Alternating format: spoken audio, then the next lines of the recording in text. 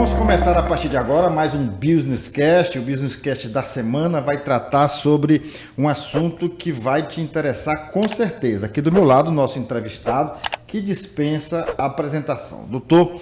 Luiz Ayrton, que é mastologista, muito conhecido na cidade, e com ele a gente vai falar sobre câncer de mama, sobre empreendedorismo, gestão médica, sobre ONGs, sobre o terceiro setor. Então essa entrevista ela é bastante interessante. Eu costumo até dizer que não é uma entrevista, é um bate-papo. Tudo bom com o senhor? Perfeito, um prazer enorme estar aqui, essa participação do Move, parabenizar o Move por ter feito tantas coisas boas. E, no fundo, é um compromisso de cidadania e a gente se sente feliz de estar aqui participando. Doutor Luiz, eu disse aqui que o senhor dispensa apresentações. Agora, como é que o senhor se define? Me diga aí. Não, eu acho que é uma gentileza da sua parte dizer isso, né? A apresentação são os créditos, né? De alguém que tem uma história. Ninguém, né? A gente precisa ter uma história, a gente precisa ter isso para ter esses créditos e poder se apresentar. Não, eu me sinto muito piauiense, eu sou bairrista ao extremo. Talvez isso seja a parte que mais me mova junto com tudo que eu faço, né? Eu sinto a necessidade de colaborar pela melhoria do nosso estado, seja em que áreas forem. A gente vê isso, acompanha o seu trabalho, né? E o senhor está falando uma coisa que eu acho que é o que o distingue, né? E o que mais, quando alguém fala o nome Luiz Ayrton, vem na cabeça esse seu trabalho. Antes do senhor vem o seu trabalho, que é um trabalho bem interessante. A gente vai falar daqui a pouco sobre tudo isso. Mas eu queria que o senhor continuasse. Como é que o senhor se define? Como é que o senhor se apresenta? Eu sou médico, né? Eu atuo em Teresina desde 1989, quando eu cheguei a montar meu consultório. Nesse ínterim, comecei a fazer um trabalho voluntário naquilo que eu dominava, que era a causa da problemática do câncer de mama. E esse trabalho, em 1998, culminou com a organização de uma instituição, a Fundação Maria Carvalho Santos, que realmente foi uma das instituições ao longo desses últimos 25 anos. Nesta área foi a primeira, né? No estado? Individualmente, sim. O foco ser o câncer de mama, sim. E essa instituição, ela agora com 25 anos, ela é premiada com seus próprios números, né? Somos 84 voluntários e 283 mil mulheres atendidas nos 52 projetos que ela realiza. Então, diante disso, a vivência com o terceiro setor, com as dificuldades que o terceiro setor enfrenta, foram acompanhando a nossa vida ao longo desse tempo. 30% do meu tempo foi dedicado a essa causa e talvez seja isso, Adriana, a maior das minhas caras. É verdade, é verdade. Então as pessoas tendem a lembrar disso. Doutor Luiz Ayrton, como é que o senhor vê essa questão hoje? O senhor fala em 25 anos trabalhando nessa área, a gente sabe das campanhas que já foram feitas e sabe do resultado dessas campanhas, traz sempre motivação para a mulher se examinar, para a mulher procurar um especialista quando desconfia de alguma coisa, mas a gente ainda convive no dia a dia com pessoas, às vezes até pessoas esclarecidas, que se deparam com câncer de mama. Sim, é interessante e importante dizer, nessa história da nossa ONG, em 2002, nós reunimos as ONGs brasileiras afins. Aqui em Teresina, de fato, foi a primeira reunião nacional de ONGs ligada à causa do câncer de mama, que terminou nascendo a Federação Brasileira de ONGs. Essa federação, chamada FEMAMA, foi quem trouxe o Outubro Rosa para o nosso país. Quer dizer, o Outubro Rosa é um movimento vitorioso no mundo e no Brasil também. Graças ao Outubro Rosa, que sensibilizando gestores e sensibilizando políticos, a criação de leis que possam levar as pessoas a garantir o acesso ao tratamento, o acesso ao diagnóstico do câncer de mama, porque é importante no controle da doença. E aí, depois desses 25 anos, a gente começa a refletir se esse trabalho, ao longo desses anos, foi vitorioso ou não. De fato, é curioso imaginar que Outubro Rosa foi o primeiro, mas hoje nós temos o calendário todo pintado de cores. O ano todo. O ano todo, sempre por uma causa na área de nobre, saúde, né? sempre na área de saúde. Então, isso mostra claramente como o Outubro Rosa foi aceito pela sociedade, né? Mas a reflexão em relação à própria doença, a gente percebe que o trabalho foi vitorioso porque hoje nós encontramos pessoas curadas do câncer de mama, o que não acontecia no passado. É verdade. Me lembro, em 1991, nós tínhamos muitos tumores avançados, eram tumores enormes, eles ultrapassavam o ombro, ou às vezes destruíam a mama e a gente começava a ver a costela da paciente, né? E esses tumores, eles de fato, eles sumiram.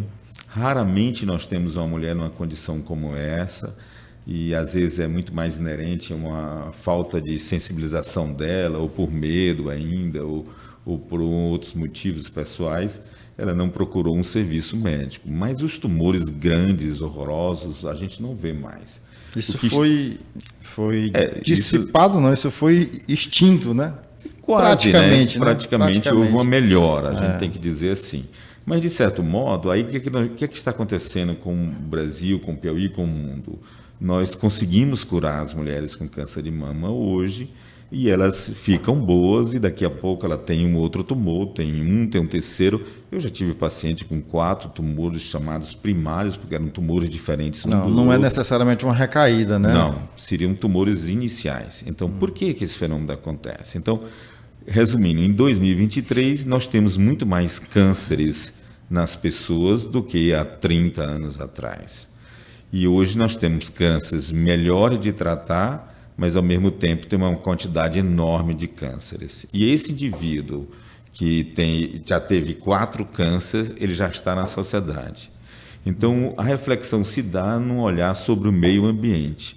Então, o que nós estamos fazendo com o planeta, com o meio ambiente, com as plantas, com os animais, com o ar, né? A poluição, né? Então, isso tudo que nós estamos fazendo reflete, aliás, esse câncer que nós estamos tendo é reflexo desse maltratar que levamos ao meio ambiente. Ao meio ambiente, né? Exatamente. Isso tudo impacta de alguma forma a saúde das pessoas e, como a gente está falando de câncer, também nessa área. Eu chamo a atenção um detalhe curioso. Nos anos 70, as manchetes dos jornais eram sempre fome no mundo, né? As Biafras, Bangladesh, Etiópia, África, e hoje não é mais. Não é essa coisa. Porque que de fato nasceu a tecnologia da agricultura, que permitiu um aumento da produção de grãos alimentando o mundo inteiro. Então hoje não temos esses bolsões de fome, nós temos comida. Mas a qualidade da comida, os agrotóxicos, as medidas que nós utilizamos para a produção desses alimentos carregam uma química que nos expõe a um risco grande. Então, hoje o aspecto é discutir o que nós podemos fazer, que estamos fazendo, e foi bom essa agricultura, mas que ela seja feita de uma forma adequada. Então, nós estamos de olho... Uma perspectiva mais saudável, exatamente. Né? Um dos agrotóxicos é reconhecidamente responsável pelo aumento de leucemias em crianças no nosso país. Então, essa é uma doença que a gente poderia estar sabendo que somos responsáveis pela própria causa dela. No caso da leucemia, em crianças. Em crianças, sim. Doutor, o senhor falou aí na criação há 25 anos da ONG Maria Carvalho Santos, né, que é exitosa por tudo que o senhor acabou de falar e pelo trabalho que a gente acompanha. E o senhor falou também na criação de uma federação brasileira voltada para essa área, para a saúde da mama. Isso, e eu queria só registrar aqui que o senhor é presidente eleito dessa instituição. Ainda não tomou posse, mas já passou pelo processo eleitoral, né? Já. Quando é que vai ser a posse? Provavelmente lá para novembro, porque é previsto no estatuto essa fase intermediária do presidente eleito, para que ele tome ciência de todos os tentáculos da instituição. Então, isso foi definido no próprio estatuto. Perfeito. Então, devemos assumir exatamente esse compromisso de levar muita responsabilidade, de levar os estímulos adequados às instituições brasileiras na causa do câncer de mama. Doutor, vamos falar um pouquinho agora sobre essa questão do terceiro setor, né? Sim. O terceiro setor é o o setor que envolve as fundações, as associações e as ONGs de uma maneira geral. Como é que está o Piauí nisso? Nós temos um número considerável de ONGs voltada para essa área da saúde? É interessante que os dados, o número de ONGs nós não temos, mas existe a curadoria das fundações, que essa tem um número de fundações que trabalham no nosso estado. A maioria das ONGs do Piauí as maiores estão ligadas à área de saúde, como a Associação Piauiense Combate ao Câncer, que é do Hospital São Marcos, a Santa Casa de Parnaíba, né? Ou na área da educação, nós temos o Instituto Dom Barreto e também a ASA. Que é ligada à Arquidiocese, né? Perfeito. Essas talvez sejam as maiores ONGs do Piauí. O Brasil tem aproximadamente 800 mil ONGs e nos mais diversas ações, né? Essas ONGs, de fato, correspondem ao terceiro setor. E elas podem ser fundação, pode ser associação. E leva o nome de instituto, leva o nome de sociedade, ou mesmo de associações. De Santa Casa. De associações. De fato, elas são regidas de modo diferente, baseadas no que se propuseram a fazer como instituição, né? O terceiro setor é exatamente a mobilização social de pessoas, né, cidadãos, que buscam agir naquilo que o Estado não cumpre seu papel, né? Essa é a verdadeira. Apesar, e é interessante, que as fontes financiadoras desses grupos de ONGs são exatamente o primeiro setor, que é o Estado. Seja no nível municipal, estadual ou federal, a sociedade de empresas, que é o segundo setor, ou a própria sociedade civil. Você pode colaborar com o recurso do seu dinheiro para uma determinada ONG, né? E esse recurso vai fazer com que essa ONG possa realmente cumprir seu papel e cumprir o destino do seu estatuto, a que ela se propõe, seja na área de saúde, de educação, meio ambiente, apoio e proteção aos animais e uma série de outros trabalhos que podem ser realizados por ONGs. No caso de quem se dispõe a colaborar, né, nesse financiamento, no financiamento desse trabalho, o senhor já tinha me antecipado que o cidadão pode contribuir. Sim. E as empresas também. Sim. Existe uma diferença entre a doação civil, a doação, aliás, individual do cidadão e de uma empresa ou um grupo empresarial? Sim. O cidadão ele pode colaborar com recursos, seja em que quantidade for, mas isso ele não consegue incluir na sua carteira de Receita Federal. Ele não consegue descontar no seu imposto. Já uma empresa, ela pode pegar 4% do seu volume arrecadado e destinar isso a uma instituição como ONG. Essa sim, ela pode aplicar esse dinheiro. Então, é por isso que é comum, às vezes, algumas empresas formarem suas próprias ONGs. Suas próprias fundações, né? O caso do Bradesco, ele tem a Fundação Bradesco, da Avon, ela tem o Instituto Avon, eles terminam Natura, salvo engano, tem também? Tem também.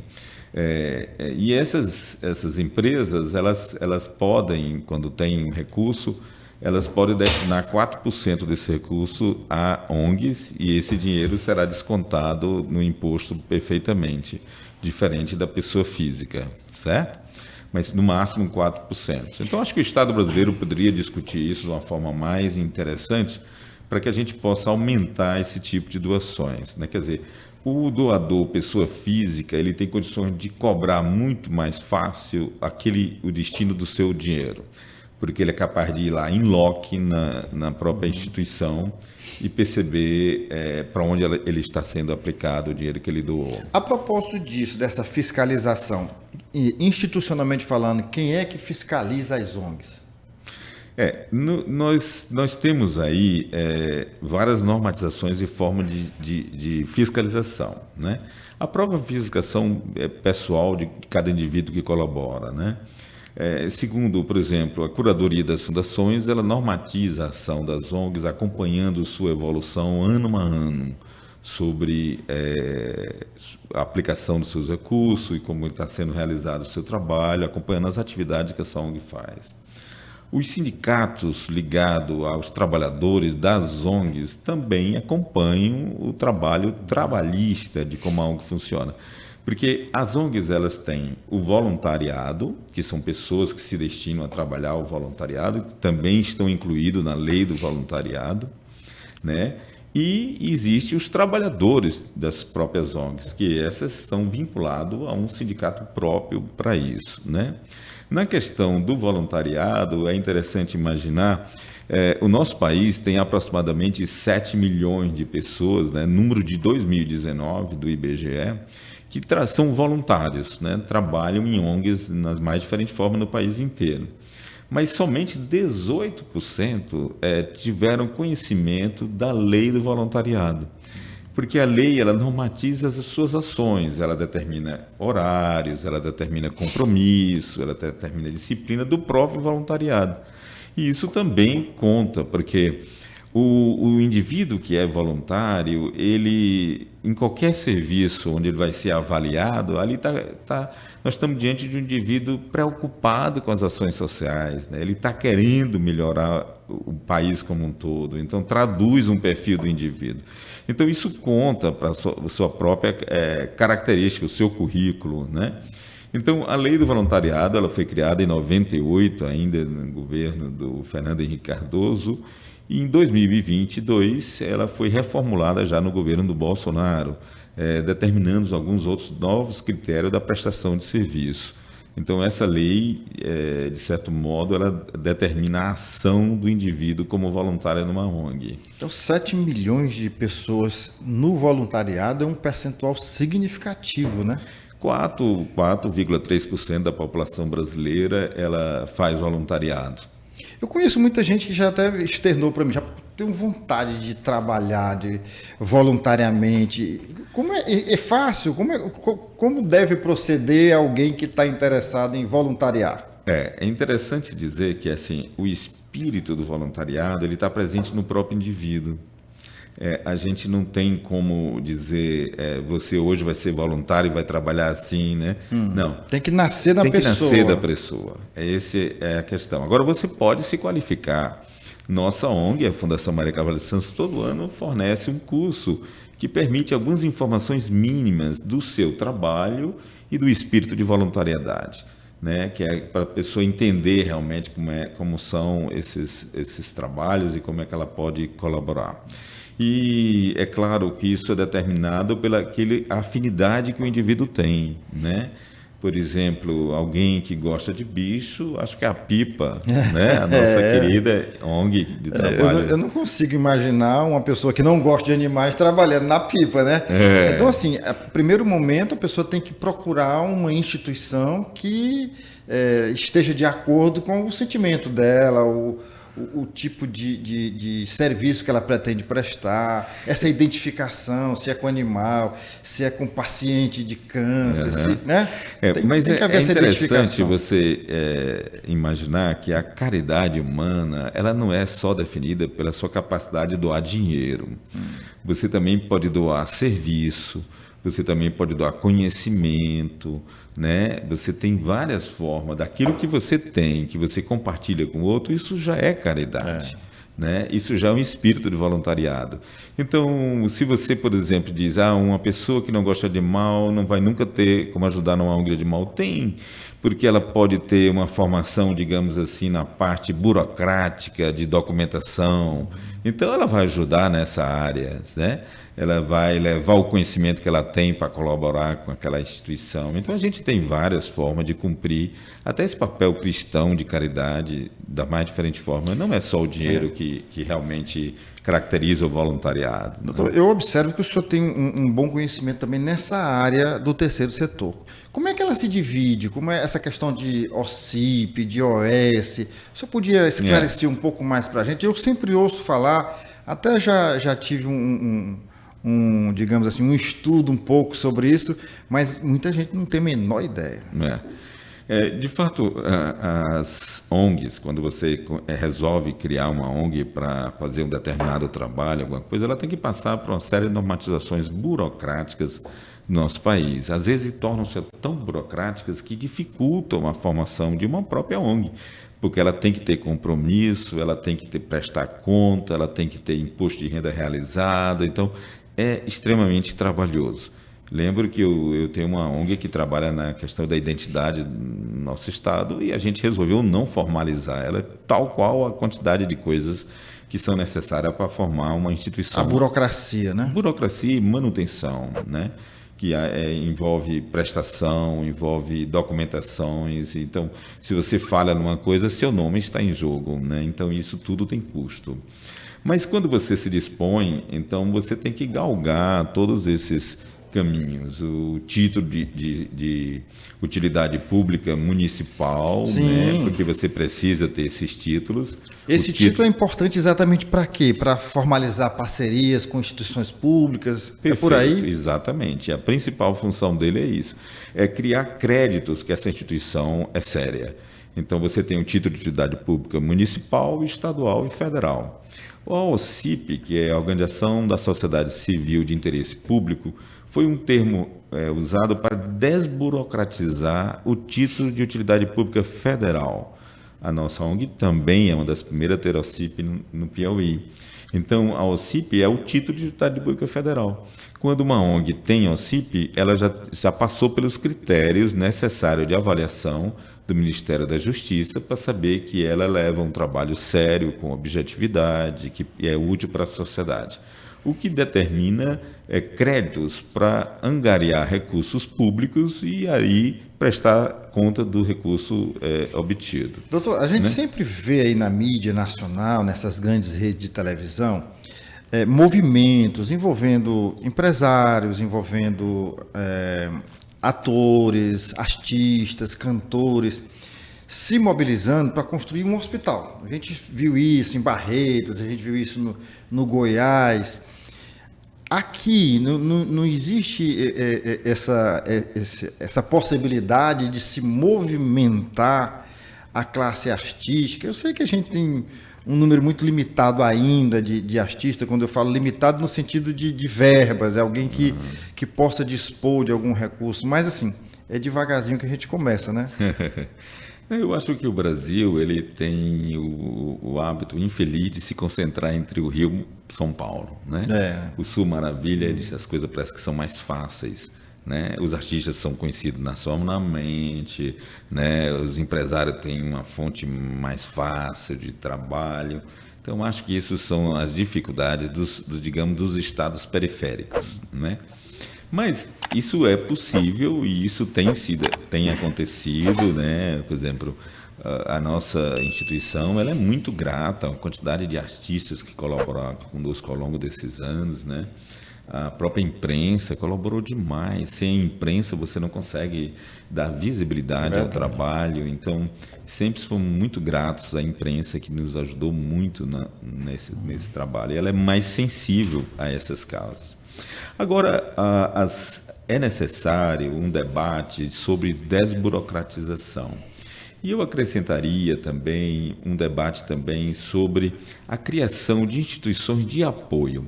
Existem ONGs que a função dela é orientar outras ONGs, certo? Certo. Mas quando isso é feito de um modo institucional, público, eu acho que funcionaria muito melhor. Como assim? Pode explicar, doutor. Perfeito. Eu imagino que isso é um sonho meu, que algum político se sensibilizasse à criação de uma secretaria de terceiro setor, que pudesse manter esse diálogo com o terceiro setor e também fortalecer melhor o terceiro setor. Uma das grandes dificuldades que nós temos aqui no nosso estado é exatamente, por exemplo, a elaboração de projetos e a prestação de contas. Nós temos uma carência de profissionais nessa área, quer dizer, a busca de recursos, os recursos às vezes estão destinados em algum ponto ou até fora do nosso país e a gente não tem como chegar a eles, porque a elaboração de um projeto requer uma formação, requer uma série de coisas e a gente acha que as ONGs no nosso estado elas têm uma grande dificuldade de mobilização por conta disso. Então, muitos dos recursos, às vezes, não chegam a nossas ONGs exatamente por esse detalhe. Se o Estado cumprisse esse papel, interligando ONGs, promovendo experiências, troca de experiência entre elas, promovendo esse diálogo com essas ONGs, eu acho que a gente estaria partindo na frente dos outros estados. Eu acho que seria muito interessante a criação de uma secretaria de ONGs. É uma bandeira Beleza. boa de se defender, viu? Vamos ver se Tá um dia a aí. gente chega lá. Gostei dessa ideia. A gente aqui do MOVE, nosso ex-presidente, o Arthur Feitosa, o atual presidente, o Dr. Marcelino também, defendem a criação de uma, digamos assim, da disciplina de empreendedorismo, né, no ensino formal. Isso é uma coisa que a gente luta, e agora essa sua proposta, a sua sugestão é muito interessante. Os últimos anos o país tem promovido uma discussão sobre o social, né? A gente está discutindo muito o social, mas isso é diagnóstico. A discussão intelectual de promoção do empreendedorismo é a ação curativa do problema. Então, as duas coisas têm que caminhar juntas. Então, acho que aquilo de estimular os jovens a ter a busca de ideias e promover ações que possam realmente impactar nessas coisas, eu acho que tem um impacto muito grande, e isso é o grande valor que o MOVE vem promovendo. Sem dúvida. Doutor, a gente não pode fechar os olhos para a realidade. Nesta seara das ONGs, nos últimos anos, tem aparecido muitos aventureiros, muitas ONGs aventureiras, para usar um termo bom, né? Para a gente não baixar o nível. E a gente sabe do trabalho sério de ONGs como a fundação que o senhor representa, como o Hospital São Marcos, o Instituto Dom Barreto, a Santa Casa de Parnaíba e tantas outras pelo Piauí afora.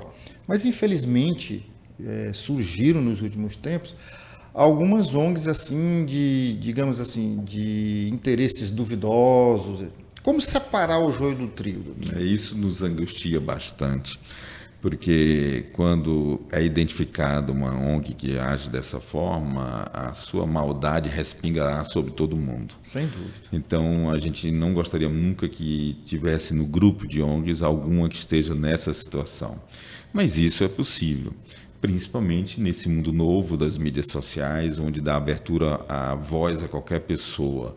Então, alguém que tem uma habilidade em agir junto às mídias sociais, ela capta muito mais recursos do que ONGs sérias, né? E esse recurso tem que ser questionado. Eu acho que esse é o papel do Estado, né? Existem ONGs realmente que a gente não sabe a origem ou então a necessidade de cumprir o que está previsto. Mas o Estado é que deve manter vigilância sobre esse trabalho, realmente, se ele vem sendo eficaz ou não. Uma crítica muito forte que ocorreu nos últimos tempos em relação a algumas ONGs que se instalaram na Amazônia, por exemplo. Fala-se em 17.500 ONGs. É um número muito expressivo para um resultado muito pífio, eu diria assim. Então, eu acho que é bem por aí essa questão da própria de se ter mais critério na própria criação, nas exigências de criação de uma ONG. Quer dizer, seria por aí? A ONG de função social, ela visa dar qualidade de vida às pessoas que moram nessa região.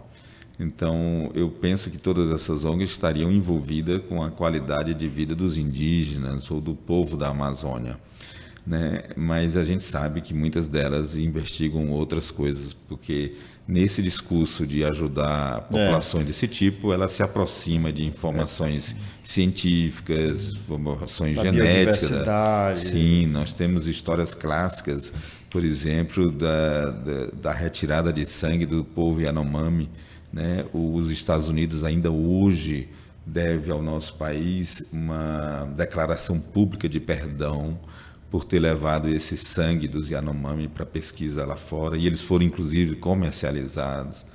Então, já tomaram algumas atitudes para resolver isso, mas os Estados Unidos nos deve sim ao Brasil um perdão por ter feito isso. Eu acho que é por isso que o Estado tem que cumprir sua função, né? Não só eu aqui falando da desburocratização, e ao mesmo tempo ela tem que ser suficiente para manter, digamos, uma vigilância, né, sobre o que essas ONGs fazem. Eu tenho pouca experiência com as ONGs da Amazônia. Pessoalmente, eu só tive contato com uma tribo no Mato Grosso do Sul e fazendo o trabalho que eu faço, que é em prol da saúde mamária, mas eu não saberia lhe dizer em que ponto isso realmente. A gente sabe do que se comenta, do que a gente vê isso, e onde tem fumaça pode ter fogo. Pode ter fogo. Agora, o senhor tocou num assunto interessante. O senhor teve essa experiência em comunidades indígenas, tratando desta parte da saúde mamária. Como é que é essa questão em povos assim isolados, de certa forma? É engraçado. Eu digo porque eles não têm contato com os alimentos que a gente tem, e não tem contato com algumas situações que provocam, a gente já sabe cientificamente que provocam câncer. Eles são mais imunes do que a gente? Como é? A população indígena, ela tem baixa incidência de câncer de mama, né? Que bom, né? É claro, eles morrem mais cedo, isso também impacta. Eles têm uma alimentação mais, digamos, diversificada, né? Mais natural, né? Mais natural, mais orgânica, e consomem produtos de menos risco para o aumento do câncer de mama. Então, isso talvez possa dizer por que eles têm um considerável nível baixo de câncer de mama. Mas o que é interessante também é que a formação cultural também impacta nas outras coisas. Por exemplo, o pudor, que faz parte da população civilizada, né, não é muito presente nas populações primitivas. Sim, então, era curioso que eu examinava as índias na frente de todos os outros homens e todas as outras as mulheres. Não tinha aquilo do pudor que é característico das populações urbanas. Então, existem essas diferenças que são interessantes, e vivenciar isso faz a gente crescer também, né? Eu acho que foi na verdade, acompanhando uma outra mastologista no Mato Grosso. O senhor disse que conhece muito pouco sobre as ONGs da Amazônia, sobre as comunidades indígenas da Amazônia, mas o senhor lê muito, estuda muito sobre essa questão, e vez por outra vem a mídia, essa questão dos garimpos na Amazônia, a utilização de produtos químicos, enfim. Isso já está sendo estudado, assim, nós já temos resultados dos efeitos desses produtos na saúde indígena, na sua área do câncer de mama? Sim, é até interessante, eu estava há pouco refletindo sobre isso, porque eu estou sentindo que a maconha vai ser aprovada. Né? E as pessoas estão preocupadas em dizer que a maconha é saudável, outros estão dizendo que a maconha é medicinal. Mas para mim, como médico que luto contra o cigarro, não vai querer que eu vá apoiar a maconha. E é pelo mesmo motivo. Uma das grandes causas do câncer e do aumento do câncer no mundo é a fumaça, vinda das queimadas, das lenhas, da poluição, do cigarro, dos veículos, a poluição das fábricas, né? Dos cigarros. Às vezes o fumante passivo, ele tem um grande risco de ter um câncer, né? Aquele que marido que não fuma, né? Fica do lado da mulher que fuma. Ou vice-versa, né? O cigarro eletrônico, hoje, mais do que nunca nesse ano, nós estamos sabendo que ele é pior do que o cigarro comum. Então, às vezes as pessoas começaram a usar o cigarro eletrônico achando que ele estaria isento do cigarro comum e talvez fosse melhor para a saúde da pessoa. É a mesma coisa. E a maconha. A maconha vai produzir mais fumaça. E a fumaça é realmente ligada ao aumento do número de câncer. A propósito dessa questão da maconha, doutor, eu li essa semana e vi um vídeo de uma indígena, de uma doutora indígena, né? Doutora não por ter feito doutorado na área indígena, mas porque ela era indígena com doutorado. Certo. E ela, rebatendo essa questão da maconha, ela diz, tem gente que fica associando maconha a índio, né? Que o índio planta maconha, que o índio fuma maconha. Ela diz que isso é uma fake news, né? Não existe isso de forma alguma, mas eu já vi muito discurso dessa forma, né? Não faz mal para o índio, não vai fazer... Esses produtos, eles participaram da nossa vida, mas no momento em que você considera que eles são nocivos, eles são chamados de drogas, né? Vou dar um exemplo muito. O ópio era muito usado nos anos iniciais da aventura humana, né? Principalmente na região do Afeganistão. Então as pessoas usavam, mas na hora que percebemos que esse é um produto nocivo à nossa saúde, ele não deve ser usado. Então as instituições médicas, os médicos, vão começar a trabalhar e explicar à população que isso não é bom.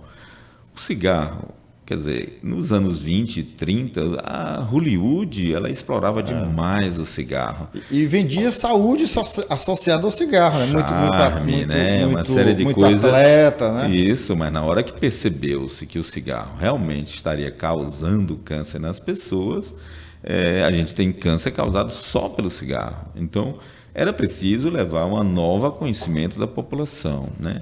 A maconha entra nessa história. Nós já sabemos que ela vai produzir algumas coisas ruins, então não tem sentido que ela seja aprovada, a meu ver, por conta disso, né? A gente tem que desestimular as pessoas. É claro, veja que o cigarro já está presente, ele continua no nosso país, ele não foi proibido, né? As pessoas fumam, mas elas fumam conscientes que estão usando um produto nocivo à sua saúde. Eu estou com um assunto muito interessante, uma questão muito interessante em relação ao cigarro, que ele não foi proibido, mas houve uma redução sensível, significativa do número de fumantes. E eu me coloco aí, porque eu fumei acho que uns 10 anos, já estou com 15 sem fumar e ele não faz falta nenhuma na minha vida. Nós não podemos colocar na banca a liberdade do indivíduo para usar isso como uma desculpa fundamental para ele, né? Ele tem que ser desestimulado ao uso do cigarro. O Nordeste avançou muito nessa questão, eu acho. O sul do país, menos. Nós temos ainda muito mais fumantes em regiões como São Paulo e Rio de Janeiro do que no Nordeste. O Nordeste reduziu, né? A Europa também ainda fuma muito, né? Até em regiões bem desenvolvidas você tem um grupo de pessoas que fumam, mesmo consciente desse mal. Então, são coisas curiosas e não tem nem como avançar numa questão nevrálgica, porque quando você fuma o seu cigarro para ter o direito de fumar, quando você adoece, você vai usar o recurso público para curar da sua doença. Então, isso leva a um debate. Você tem direito a um transplante de pulmão por consequente do você ter usado um cigarro ao longo da sua vida? Então, é um debate ético muito curioso e a gente tende a não ser de tão fácil conclusão, porque a gente tem que individualizar cada caso. Doutor, essa redução que a gente fala na questão dos fumantes, ela é o resultado de grandes campanhas, né? E a gente não vê essa campanha em relação à maconha, por exemplo, né? Por que eu digo que foi resultado de uma campanha, inclusive nas escolas? Quando eu fumava, né? E um dia minha filha era pequenininha, eu fui pegar ela na escola e acendi um cigarro dentro do carro. Ela começou a tossir e disse: "Não, papai, o senhor não deve fumar, eu sou criança", né? Aquilo me marcou profundamente. E ela aprendeu aquilo na escola. É verdade. Então, assim, hoje nós não vemos, nem na mídia, nem na escola, uma campanha ostensiva. Eu não estou dizendo que tem escola que prega o contrário ou que cruza os braços, mas assim, uma campanha ostensiva contra as drogas, realmente. Não, eu acho que existe, sim. Eu acho que a gente tem avançado muito, né? A maçonaria faz um trabalho muito bonito contra as drogas. E nós temos várias instituições no nosso país que trabalham nesse sentido. Mas é porque, do outro lado, existe um grupo com interesses financeiros na venda da droga, né? Então, eles trabalham também para manter, digamos assim, o mercado funcionando, né? Uma reserva de mercado. Sim, ali. Eles trabalham para manter o mercado. No fundo, essas pessoas que ganham dinheiro com drogas nunca são usuários de droga, né? Verdade. Então, é curioso imaginar isso. E essa droga que rende dinheiro e pode comprometer até um país inteiro, né? Dizem até que esse mercado, que é um mercado forte, que, ao contrário do que disse um ex-governador da Bahia, hoje ministro do governo federal, que ele disse que a gente precisa olhar com atenção, porque é um mercado que emprega muito jovem. Sei.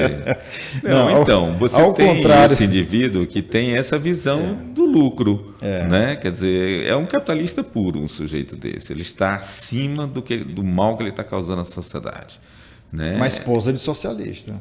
É?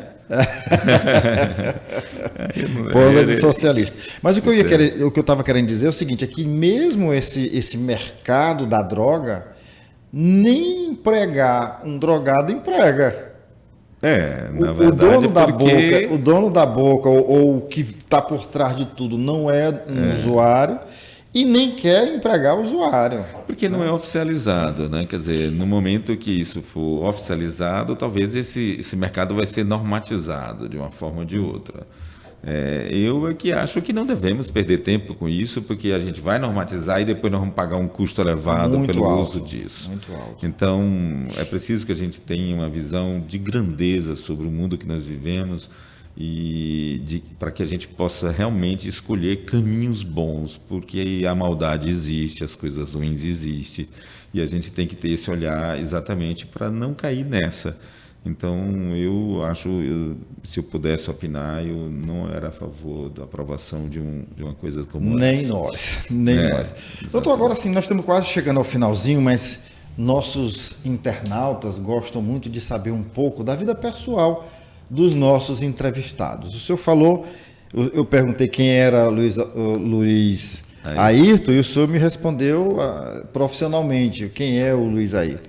E o cidadão, quem é Luiz Ayrton? É casado, tem filho, já tem netos, como é que é?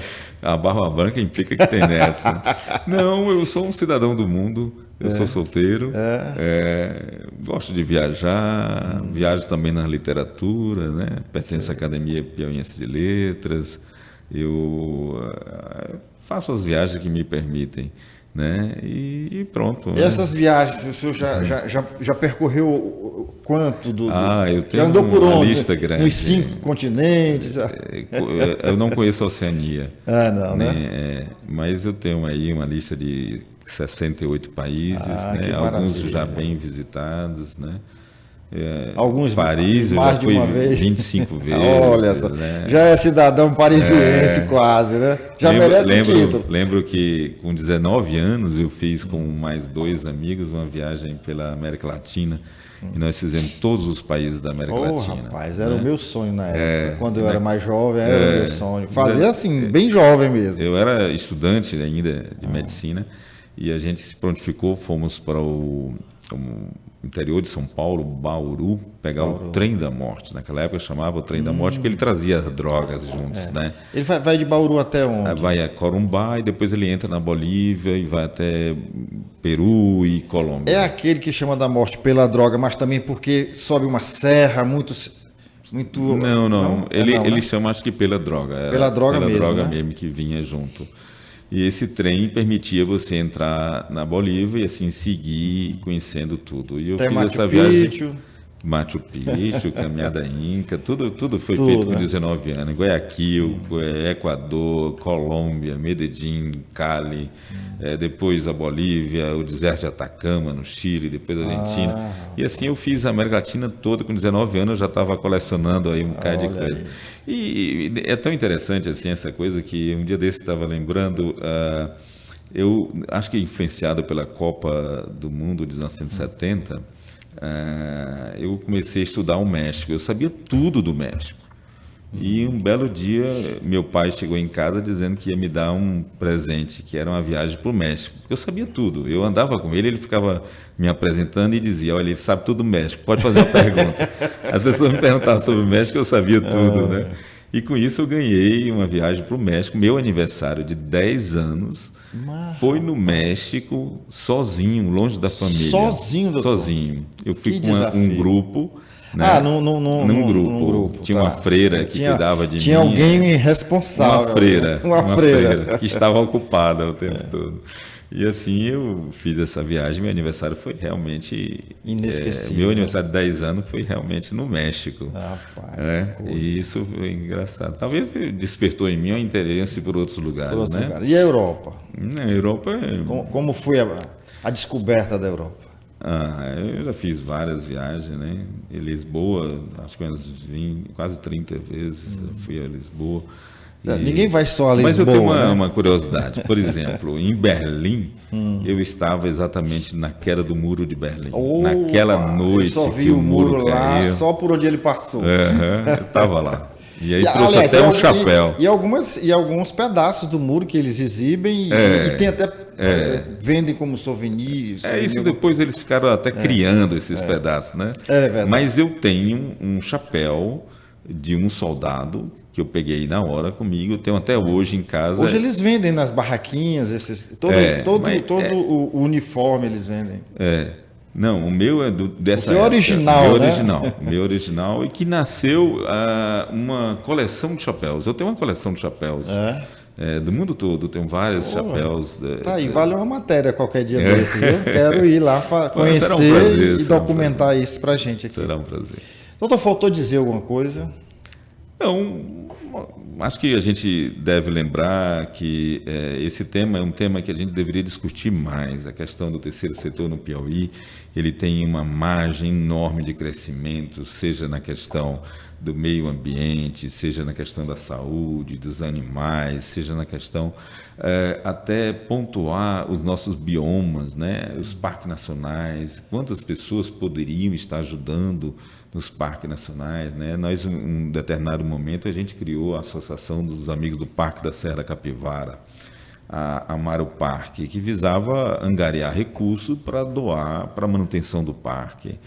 E agora mesmo estive no cânion do Rio Puti. Salvo engano, há uma iniciativa semelhante a essa com relação ao Rio Parnaíba, formada até por alguns promotores, salvo engano, não, pessoal, não, juízes federais. Não, o doutor Carlos Brandão. Carlos Brandão, porque ele tem um espírito muito bacana de sentimento pela terra, né? Então ele já fez muitas coisas também, né, nesse sentido.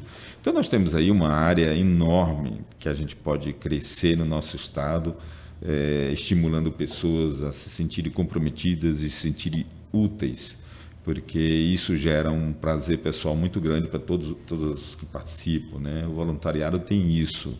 E quando você se sente feliz por um gesto como esse, que você vê que você participou por aquele crescimento, isso lhe dá uma satisfação pessoal muito grande. É claro, nem todo mundo tem esse espírito. A gente estava até cobrando, né? Será que os médicos, a gente tende a imaginar que os médicos, por ter uma formação humanitária, eles normalmente tendem a fazer tudo dessa forma. Nem sempre isso deve ser feito também, nem sempre isso pode ser feito. E às vezes eles não querem fazer. Isso é da natureza individual. Como o senhor disse, e não profissional. Tem que nascer dentro da pessoa. Tem que nascer dentro do indivíduo. Não é da profissão que ele exerce, é na capacidade de cada um mesmo, quando você se sente comprometido, e aí você vai mudar o mundo. E esse espírito, ele nasce inclusive na juventude. É na juventude que a gente tem aquela vontade de mudar o mundo. E se você leva essa juventude com você por muito tempo, você vai continuar mudando o mundo para melhor. Continua estudando México? Não, agora não. Esqueci o México. Doutor, quero agradecer pela sua participação no nosso Business Cast. Eu tenho certeza que a gente contribuiu de alguma forma em todos os assuntos tocados aqui. E que o senhor volte aqui outras vezes. Muito obrigado. Perfeito, um prazer, foi enorme. Entrevista muito interessante, agradável, fiquei muito à vontade. Obrigado. Espero que a gente possa ter colaborado para essas discussões de empreendedorismo no nosso estado. Sem dúvida. Isso é mais importante. E aos nossos internautas que assistam, reassistam, compartilhem e não deixem de se inscrever no nosso canal. E não esqueça, nós temos o portal do MOVE, que é o movenoticias.com.br. Aliás, essa entrevista você vai conferir na íntegra lá e no nosso canal no YouTube através do movetvweb.com, tá bom? Até o nosso próximo encontro.